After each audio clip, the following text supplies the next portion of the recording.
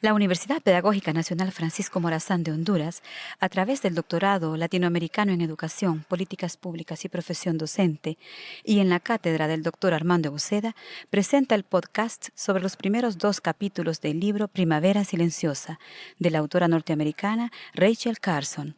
En logística y edición, Lida Escobar y Tania Najarro. En locución, Norma Lara y Melissa Merlo. Todos invitados a participar de este audio lectura. Su nombre completo es Rachel Louise Carson. Nació el 27 de mayo de 1907 en Springdale, Pensilvania, y falleció el 14 de abril de 1964 en Silver Springs, Maryland. Fue una mujer dedicada al estudio de la biología que desarrolló variados escritos e investigaciones. Se le reconoció por dar comienzo a una corriente en favor del medio ambiente, en la cual manifestó las afectaciones ecológicas de los pesticidas. Su educación formal la lleva a cabo en instituciones de Pensilvania. En su etapa como universitaria, opta por estudiar la carrera de literatura, aunque luego modifica su línea hacia el campo de la biología. Sin embargo, y a pesar del cambio, ella se mantiene aportando su trabajo al diario de la universidad. Concluye su preparación académica a finales de los años 20 con honores, para posteriormente especializarse en la rama de la genética y también en los aspectos de la zoología. Prosigue su desarrollo y completa un máster en zoología.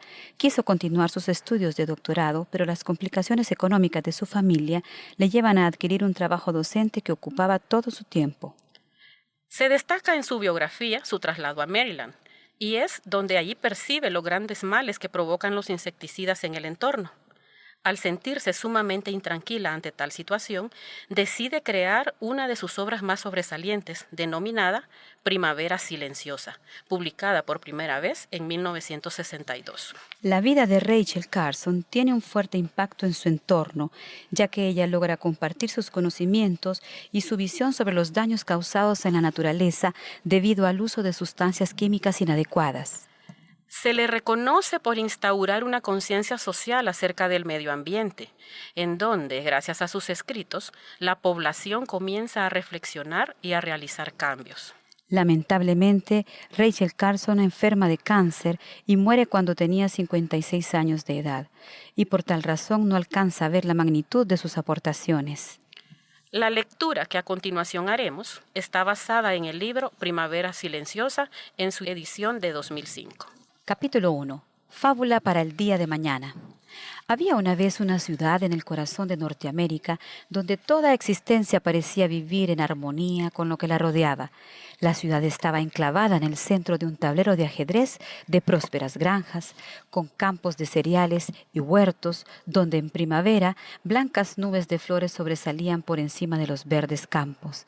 En otoño, las encinas, los arces y los abedules ponían el incendio de sus colores que flameaban y titilaban a través de un fondo de pinares. Entonces, los zorros ladraban en las colinas y los ciervos cruzaban silenciosamente los campos, medios ocultos por las nieblas de las mañanas otoñales. A lo largo de las carreteras, el laurel, el viburno y el alder, los grandes helechos y las flores silvestres deleitaban el ojo del viajero la mayor parte del año. Incluso en invierno, los bordes de los caminos eran lugares de gran belleza, donde incontables pájaros acudían a comerse las moras y las bayas. Y en los sembrados, el rastrojo sobresalía de entre la nieve. La comarca era famosa por la abundancia y variedad de sus pájaros, y cuando la riada de las aves migratorias se derramaba sobre ella en primavera y en otoño, la gente llegaba desde grandes distancias para contemplarla. Otros iban a pescar en los arroyos que fluían claros y fríos de las montañas y que ofrecían sombreados remansos en que nadaba la trucha. Así sucedió en remotos días, hace muchos años, cuando los primeros habitantes edificaron sus casas, cavaron sus pozos y construyeron sus graneros. Entonces una extraña plaga se extendió por la comarca y todo empezó a cambiar. Algún maleficio se había adueñado del lugar. Misteriosas enfermedades destruyeron las aves de corral, los ovinos y las cabras enflaquecieron y murieron. Por todas partes se extendió una sombra de muerte. Los campesinos hablaron de muchos males que aquejaban a sus familias. En la ciudad, los médicos se encontraron más y más confusos por nuevas clases de afecciones que aparecían entre sus pacientes. Hubo muchas muertes repentinas e inexplicables, no solo entre los adultos, sino incluso entre los niños, que de pronto eran atacados por el mal mientras jugaban y morían a las pocas horas. Se produjo una extraña quietud. Los pájaros, por ejemplo, ¿dónde se habían ido? Mucha gente hablaba de ellos confusa y preocupada. Los corrales estaban vacíos. Las pocas aves que se veían se hallaban moribundas, temblaban violentamente y no podían volar. Era una primavera sin voces. En las madrugadas que antaño fueron perturbadas por el coro de gorriones, golondrinas, palomos, arrendajos y petirrojos y otra multitud de gorjeos, no se percibía un solo rumor, solo el silencio se extendía sobre los campos, los bosques y las marismas. En las granjas las gallinas se empollaban, pero ningún polluelo salía de los cascarones. Los campesinos se quejaban de que no conseguían criar ningún cerdo. Las crías eran pequeñas y sobrevivían solo unos cuantos días. Los manzanos echaban flor, pero ninguna abeja zumbaba entre las ramas. Por consiguiente, no había traslado de polen y no se conseguía fruto. El borde de los caminos, tan atractivo tiempos atrás, estaba ahora cubierto de vegetación ennegrecida y reseca, como consumida por el fuego. Aquellos también se hallaban silenciosos y desiertos de toda criatura viviente. Incluso los riachuelos se veían sin vida. Los pescadores ya no los visitaban, porque todos los peces habían muerto. En los huecos, sobre los aleros y entre las rocas, un polvo blanco y granuloso mostraba aún algunas manchas. Pocas semanas antes había caído como nieve sobre los campos, la tierra, las rocas y los arroyos. Ninguna brujería ni acción del enemigo había silenciado el rebrotar de nueva vida en el infestado mundo. Era la gente quien lo había hecho por sí misma. Esta ciudad no existe verdaderamente, pero podría haber tenido miles de duplicados en Norteamérica o en cualquier otro sitio del mundo. No conozco ninguna comunidad que haya sufrido todas las desgracias que he descrito, pero cada uno de esos desastres ha ocurrido de verdad donde quiera, y muchas colectividades han experimentado buen número de ellos. Un ceñudo espectro se ha deslizado entre nosotros casi sin notarse, y esta imaginaria tragedia podría fácilmente convertirse en completa realidad que todos nosotros conoceríamos.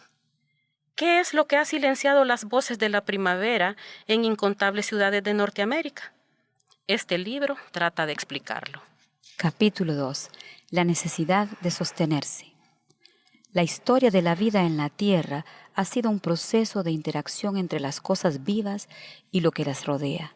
En amplia extensión, la forma física y los hábitos de la vegetación terrestre, tanto como su vida animal, han sido moldeadas por el medio. Considerando la totalidad del avance de las etapas terrestres, el efecto contrario, en el que la vida modifica verdaderamente lo que la rodea, ha sido relativamente ligero. Solo dentro del espacio de tiempo representado por el presente siglo, una especie, el hombre, ha adquirido significativo poder para alterar la naturaleza de su mundo. Durante el último cuarto de siglo, este poder no solo ha sido incrementado hasta una inquietante magnitud, sino que ha cambiado en características. El más alarmante de todos los atentados del hombre contra su circunstancia es la contaminación del aire, la tierra, los ríos y el mar, con peligrosas y hasta letales materias. Esta polución es en su mayor parte irreparable. Las cadenas de males que inicia, no solo en el mundo que debe soportar la vida, sino en los tejidos vivos, en su mayor parte es irrecuperable. En esta contaminación, ahora universal del medio ambiente, la química es la siniestra y poco conocida participante de la radiación en el cambio de la verdadera naturaleza del mundo, la verdadera naturaleza de su vida. El estroncio 90, liberado en el aire por las explosiones nucleares, llega a la Tierra con la lluvia o cae por sí solo. Se aloja en el suelo, se mete en la hierba o en la cebada o en el trigo que crecen allí y de vez en cuando se introduce en los huesos del ser humano, donde permanece hasta su muerte. De igual modo, los productos químicos se diseminan por los sembrados, o por los bosques, o por los jardines, se alojan durante largo tiempo en las cosechas y penetran en los organismos vivos, pasando de uno a otro en una cadena de envenenamiento y de muerte. o se infiltran misteriosamente por los arroyos subterráneos hasta que emergen mediante la alquimia del aire y el sol, se combinan en nuevas formas que matan la vegetación, enferman al ganado y realizan un desconocido ataque en aquellos que beben de los antaño puros manantiales. Como dijo Albert Schweitzer, el hombre difícilmente puede reconocer los daños de su propia obra. Se han necesitado millones de años para engendrar la actual vida terrestre, eras durante las cuales este desenvolver y envolver y diversificar la vida alcanzó un estado de ajuste y equilibrio con su medio ambiente. Y este medio ambiente que transformaba y gobernaba esa vida llevaba en sí elementos que eran tanto hostiles como protectores. Ciertas rocas producían radiaciones peligrosas.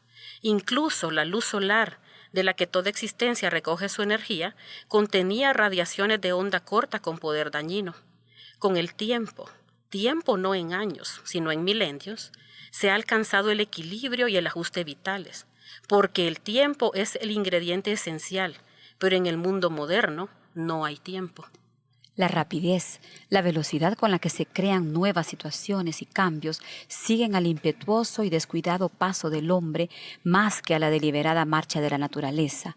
La radioactividad ya no es meramente el producto de la emanación de las rocas, el bombardeo de rayos cósmicos o la luz ultravioleta del sol que han existido antes de que hubiera cualquier forma de vida en la Tierra. La radioactividad es ahora la antinatural consecuencia del entrometimiento del hombre en el átomo. La química a la que la vida tiene que adaptarse ya no se reduce a ser sencillamente el calcio y el sílice y el cobre y los demás minerales arrancados a las rocas por las aguas y arrastrados al mar por los ríos. Es la creación sintética de la inventiva humana, obtenida en los laboratorios y sin contrapartida en la naturaleza. El ajustarse a esta química requeriría tiempo en la escala de la naturaleza, no solo los años de la vida de un hombre, sino de las generaciones. E incluso, si por algún milagro eso fuera posible, resultaría inútil, porque los nuevos productos salen de los laboratorios como un río sin fin. Casi 500 anuales se ponen en uso práctico solo en los Estados Unidos. La cifra hace vacilar y sin implicaciones son difícilmente comprensibles. 500 nuevos productos químicos a los cuales el cuerpo del hombre y el de los animales necesitan adaptarse de algún modo cada año, productos totalmente fuera de los límites del experimento biológico. Entre ellos figuran muchos que se emplean en la guerra del hombre contra la naturaleza.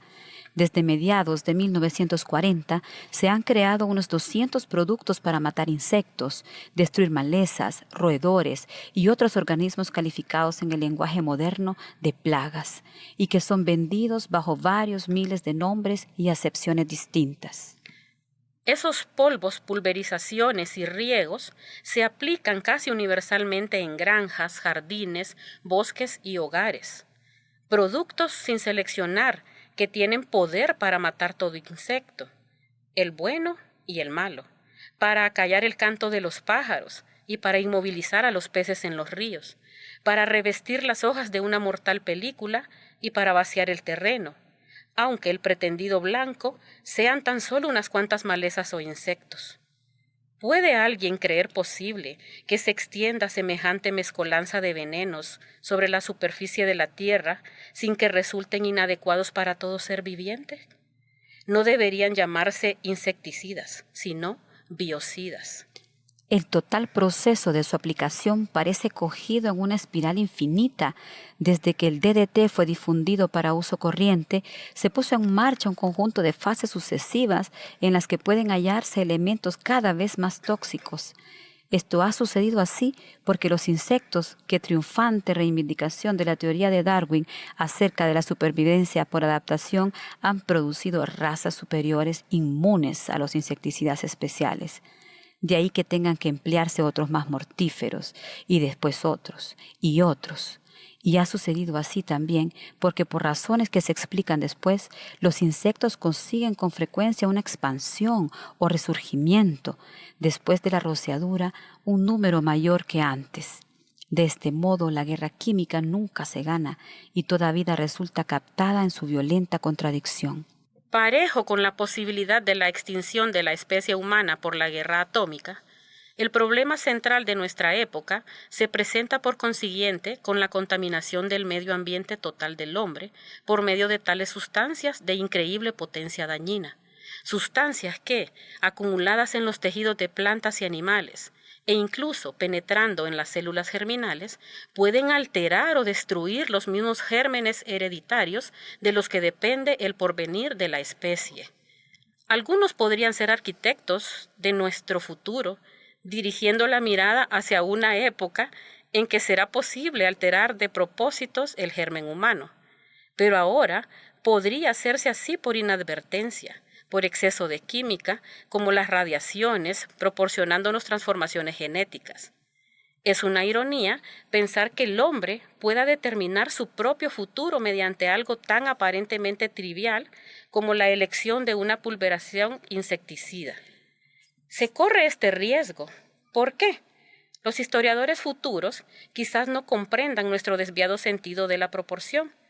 ¿Cómo pueden los seres inteligentes tratar de dominar unas cuantas especies molestas por un método que contamine todo lo que les rodea y les atraiga la amenaza de un mal e incluso de la muerte de su propia especie? Y sin embargo, esto es precisamente lo que hemos hecho. Lo hemos hecho, no obstante, por razones que se derrumban en cuanto las examinamos. Nos han dicho que el enorme uso de los plaguicidas es necesario para mantener la producción agrícola. Pero nuestro problema real no es de superproducción. Nuestras granjas, a pesar de las medidas para disminuir terrenos de producción y para pagar a los agricultores que no producen, han rendido tan asombroso exceso de cosechas que el contribuyente norteamericano pagó en 1962 más de $1 billion para sostener el costo del programa de almacenaje del excedente de alimentos. Y la situación se sostiene cuando una rama del Departamento de Agricultura trata de reducir la producción, mientras en otros estados, como se hizo en 1958, se cree generalmente que la reducción de hectáreas de cultivo bajo la dirección del Banco Agrícola estimulará el interés por el uso de productos químicos para obtener la máxima producción de la tierra dedicada a siembra. Todo esto viene a colación para decir que no hay problema con los insectos ni necesidad de vigilancia. Yo opino más bien que la vigilancia debe adaptarse a la realidad, no a situaciones imaginarias. Que los métodos empleados tienen que ser tales que no nos destruyan a nosotros al mismo tiempo que a los insectos. El problema cuya solución se busca ha traído a tal vía de desastre en su agitación que representa digno acompañamiento a nuestro moderno sistema de vida. Mucho antes de la era en que apareció el hombre, los insectos habitaban la tierra, un grupo de seres extraordinariamente variado y adaptable a cualquier circunstancia. En el curso del tiempo, desde el advenimiento del hombre, un pequeño porcentaje de más de 500,000 de especies de insectos entraron en conflicto con el género humano de dos maneras principales: como competidores de los productos alimenticios y como portadores de enfermedades. Los insectos productores de males en el ser humano se convierten en importantes cuando las muchedumbres se agolpan, especialmente en condiciones de bajo nivel de salubridad, como en tiempo del natural desastre de la guerra o en situaciones de extrema miseria y de pauperación. Entonces la represión de aquellos grupos se hace necesaria. Sin embargo, es un hecho palpable, como dentro de poco veremos, que el método de represión química en forma masiva tiene solo éxito limitado y que también amenaza con empeorar las verdaderas condiciones que se intentan resolver. Bajo condiciones de agricultura primaria, el campesino tiene pocos problemas de insectos. Estos crecen con la intensificación de los cultivos, entrega de inmensas extensiones de terreno a una sola cosecha. Este sistema prepara los peldaños para la reproducción masiva de colonias de insectos específicos. Los cultivadores de una sola clase de producto no se lucran de los principios por medio de los cuales trabaja la naturaleza. Se trata de una agricultura como puede concebirla un ingeniero. La naturaleza ha introducido gran variedad de paisaje, pero el hombre ha desplegado verdadera pasión por simplificarlo. De este modo, deshace el edificio de divisiones y de equilibrio en el que la naturaleza contiene en sus límites a las especies. Una división natural importante es la de la reducción hasta el número deseable de cada especie. Es obvio, por consiguiente, que el insecto que vive en el trigo pueda elevar su colonia a niveles muy superiores en una granja dedicada a trigales que en una en la que el trigo se alterna con otros cultivos a los que el insecto no está adaptado. Lo mismo sucede en otros casos. Hace una generación o más, las ciudades de extensas áreas en Estados Unidos alineaban en sus calles nobles olmos. Ahora, la belleza que fue creada esperanzadamente se ve amenazada de la más completa destrucción, pues la enfermedad se abate sobre esos árboles, extendida por un coleóptero que hubiera tenido solo limitada oportunidad de reproducirse en gran escala si los olmos hubieran sido árboles diseminados en un plantío de variedades diversas. Otro factor en el moderno problema de los insectos es uno que debe ser enfocado contra el panorama de la historia humana y geológica: el despliegue de millares de clases de organismos desde sus puntos de nacimiento para invadir nuevos territorios. Esta migración por el ancho mundo ha sido estudiada y descrita gráficamente por el ecólogo británico Charles Elton en su reciente libro La ecología de las invasiones. Durante el período Cretáceo, hace varios cientos de millones de años, los mares cortaron muchos puentes entre continentes y los seres vivos se encontraron confinados en lo que Elton llama colosales reservas de naturaleza separadas. Allí, aislados de otros de su especie, desarrollaron muchas otras variedades. Cuando algunos procedentes de los macizos terrestres volvieron a unírseles, hace unos 15 millones de años, estas variedades empezaron a trasladarse a nuevos territorios en un movimiento que no solo está aún en progresión, sino que ahora recibe considerable ayuda por parte del hombre. La importación de plantas es el primordial agente en la moderna propagación de las especies, porque los animales han ido casi invariablemente donde las plantas, siendo la cuarentena una innovación relativamente reciente y no del todo efectiva. Solo la Oficina de Introducción de Plantas de Estados Unidos ha dado entrada a casi 200.000 especies y variedades de plantas procedentes del mundo entero. Aproximadamente la mitad de los 180 mayores enemigos de los vegetales en Norteamérica son importados de fuera, y la mayor parte de esos insectos llegaron como adherencias en las plantas. En nuevo territorio, fuera del alcance de la mano moderadora de sus naturales adversarios, que mantienen en inferioridad su número en tierra nativa, una planta o un animal invasores son capaces de convertirse en tremendamente abundantes. Así pues, no es por accidente por lo que nuestros más perturbadores insectos han introducido sus variedades. Estas invasiones, tanto las producidas naturalmente como las debidas a la ayuda humana, tienen aspecto de continuar indefinidamente. La cuarentena y las campañas químicas masivas son solo maneras carísimas de perder tiempo. Según el doctor Elton, estamos enfrentados con una necesidad a vida o muerte, no solo de encontrar nuevos métodos técnicos de supresión de esta planta o de aquel animal, sino que necesitamos el conocimiento básico de la población animal y sus relaciones con el medio ambiente, lo que proporcionará el equilibrio y reducirá el explosivo poder de las erupciones y de nuevas invasiones. Gran parte del conocimiento necesario es ya valioso, pero no se hace uso de él. Instruimos a ecólogos en nuestras diversidades e incluso los empleamos en oficinas gubernamentales, pero rara vez aceptamos su consejo. Permitimos que caiga la mortal lluvia química como si no hubiera otra alternativa, mientras que de hecho existen muchas más que podrían ser pronto halladas si se trabajase en tal sentido.